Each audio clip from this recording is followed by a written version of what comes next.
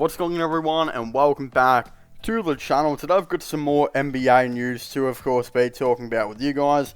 For those of you who haven't seen this already, Rajon Rondo was actually recently traded to the Memphis Grizzlies from the Los Angeles Clippers, basically in a deal that sent Eric Bledsoe to, the Los Angeles Clippers in a really weird trade that, to this day, I still don't understand what the Clippers were trying to accomplish, in this trade. It just was weird. Like, they needed playmaking, that's why they brought in Rondo, and then they decided to bring in another scorer. I don't know, really weird thing. But I'm sure most of you guys probably heard about this by now as well, though, is that the, kind of rumor going around right now is that Rajon Rondo does not want to play for the Memphis Grizzlies and will reportedly be sitting out until he gets traded. I really don't know what it is with these players not wanting to play with Memphis. Like, I know, look, Memphis isn't the greatest team in the league, but they're going to contend for the playoffs, and I think that's what you can ask for, right? The other factor that's kind of coming into this is we saw Andre Iguodala, when he was traded to the Memphis Grizzlies, they weren't supposed to be good at all. They just weren't. They ended up being alright, but Andre Iguodala still sat out, like, most of that season until he was eventually traded to the Miami Heat. And then, that was one player that's an example. Then when Beverly and Rondo got traded to the team, there was a rumor that both of them were going to sit out. Then Beverly kind of tweeted out saying, grit and grind, let's go. But then the still rumor is that he actually wasn't too stoked about being a Grizzly and he was only going to play to try and improve his value and get traded. And then we look at Rondo. Rondo will sit the season, it looks like, until he gets traded. The other thing is that there are a lot of rumors going around about a bunch of different teams being interested in him. A couple of those rumors happen to be the Golden State Warriors. Now, I'm sure if you guys have been keeping close tabs with this Rondo information, you've probably seen a Golden State Warriors source here and there kind of say that they should maybe go after, Rajon Rondo, and they will be interested. And that's pretty obvious. Of course, the Golden State Warriors will be interested in Rajon Rondo. In my opinion, out of every player available right now where you can get for cheap or practically nothing, Rondo is that guy. Rondo is a guy that I think would be absolutely great to kind of go out and get. I think it would be an absolute perfect thing by the Golden State Warriors. The issue is he's on $7 million. But I think considering the Golden State Warriors, who have James Wiseman, of course, at that center position, they've just brought in Nemanja Bjelica. There's rumors they're trying to get Paul Millsap, which means Millsap would, of course, probably play some backup center here and there as well. They don't really need Kevon Looney. So trading away Kevon Looney to match contracts with pretty much Rondo would make a lot of sense, in my opinion. What I would do if I was the Golden State Warriors, the reason I think Rondo would be so perfect for this team is because they don't really have an established backup point guard.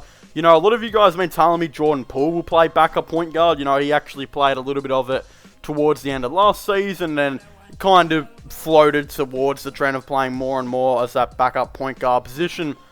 And then, of course, a couple of weird things happened. They signed Chris Chiozza on a two-way deal, which was alright.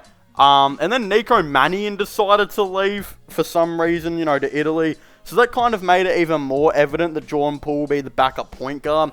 But I think for the backup point guard for the Golden State Warriors, I think it would be nice to get a backup point guard in that can defend and playmake. Similar to how they brought in Brad Wanamaker a year ago. I don't think Wanamaker would be that guy, and Jordan Poole, I think he'll be the backup point guard, but also will be a backup shooting guard. And dude, if they're going to go real small ball, you probably see him as your backup small forward at certain stages. He's going to be a guy that's going to play a lot of the point guard and wing position throughout the season.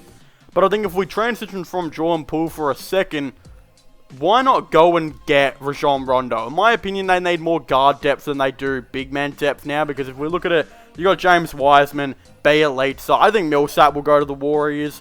Draymond Green is there as well. Jonathan Kuminga will play a lot of the four. It's just they've got some, and Otto Porter Jr. he'll play some backup four as well if needed. Dude, they've got a lot of that, power forward and center depth. I listed 6 players right there that will play backup power forward and center and start at center and power forward. Do they really need a 7th in Kevon Looney? I don't think so. So, if I was them, if the Grizzlies were asking for Kevon Looney and even 2 second-round picks, I'm still trading for Rondo. So I think Rondo would be a very valuable player for this team. And considering a couple, years ago or so, they traded for three future second-round picks from Philadelphia, which I think they still have. Why not trade 2 of them up in Kevon Looney for a veteran backup point guard like Rajon Rondo, who can play you maybe 10 to 15 minutes per night off the bench. And if Curry gets injured, dude, Rondo can legitimately play you 25 minutes per game if really needed. The dude's still a very solid defender, very solid leader, and a good playmaker, and is much better than Kevon Looney, and still even 2 second-round picks in my opinion. Then let's just say you get Rondo, you sign Paul Millsap, which I also previously just made a video on. Let's say you make these 2 things happen, and Klay Thompson comes back healthy, the Warriors will possibly be the best team in the league.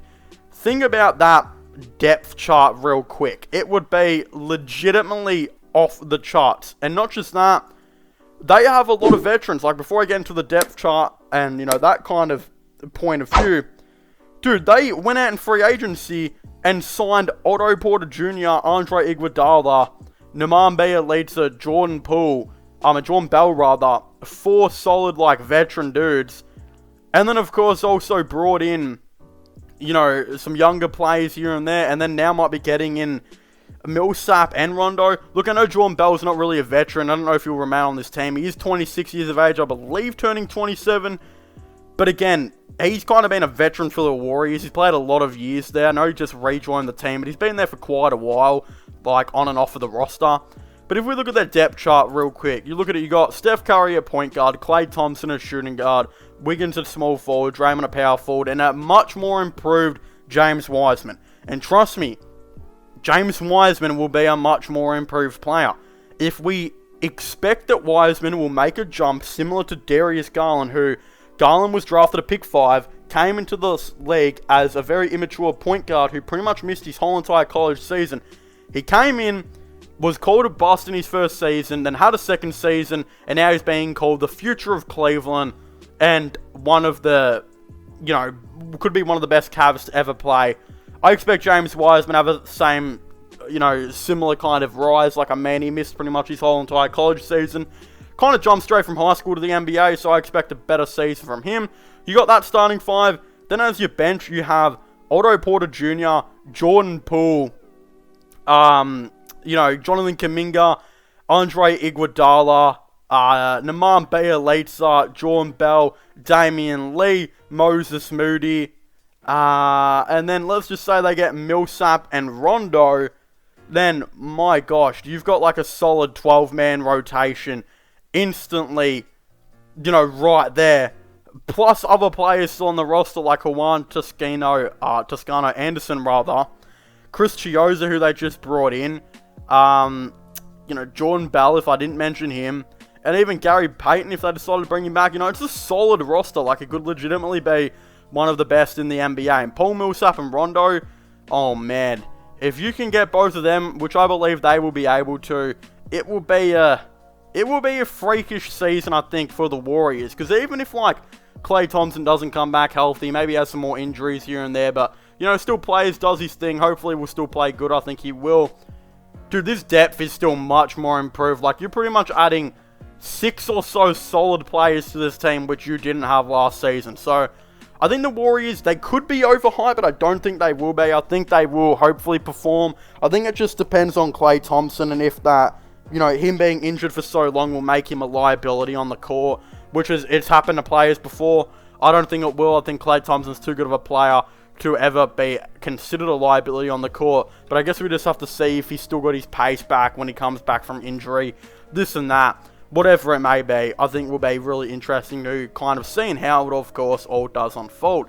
Of course, if you haven't already, please make sure to leave a like and subscribe to the channel for all the latest, sports content and sports news. Don't forget to subscribe to my gaming channel and my IRO/clone channels. Don't forget to check out my podcast as well if you haven't already, and comment your thoughts and opinions on all of this down below. But as I was saying, thank you guys so much for watching this video. Make sure to leave a like, subscribe, and comment, and I'll see you guys next time. Goodbye.